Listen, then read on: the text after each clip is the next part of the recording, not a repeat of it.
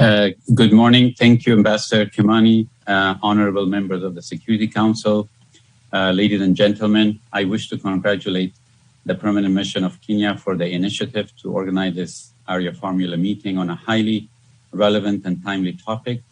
Afghanistan is proud to co-sponsor the meeting together with others. I further wish to thank the distinguished briefers for their participation and insight.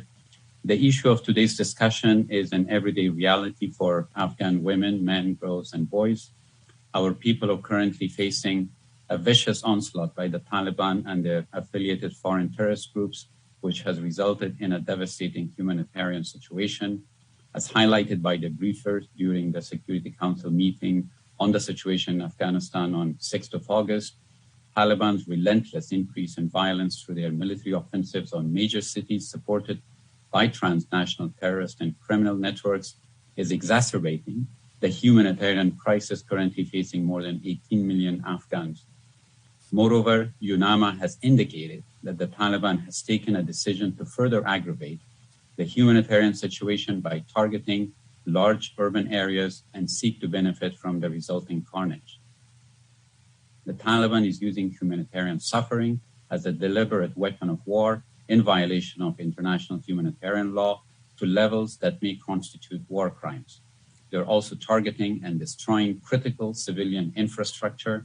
According to recent analysis, the Taliban's destruction of public and private infrastructure has deprived over 13 million people of public services and amounted to more than $500 million worth of damage. Additionally, the Taliban and their terrorist affiliates are hampering the activities of our humanitarian partners to assist the most vulnerable and are directly targeting and killing humanitarian workers.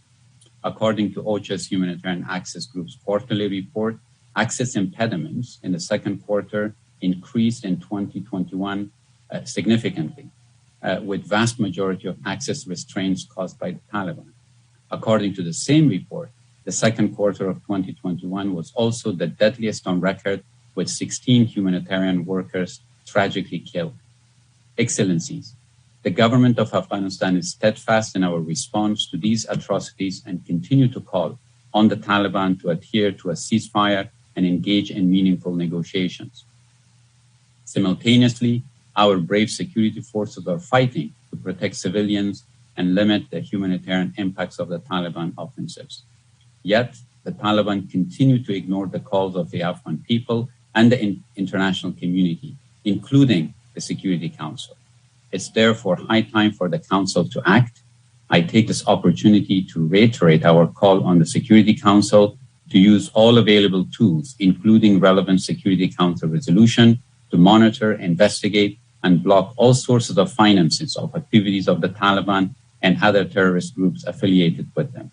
We further request the Council to discharge its responsibilities under the UN Charter and take all necessary measures to stop Taliban's large-scale attack on big cities and population centers, which will have disastrous humanitarian consequences, including massive displacement. We further ask our partners to fully fund the United Nations Humanitarian Appeal for Afghanistan, which is currently only 38% funded.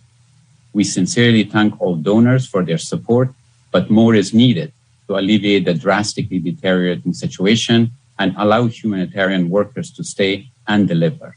In closing, I wish to stress that Afghanistan is standing on the precipice. The international community, especially the Security Council, has both shared responsibilities and a moral obligation to act expeditiously and take all necessary steps to prevent further deterioration and humanitarian suffering. I thank you, Mr. President.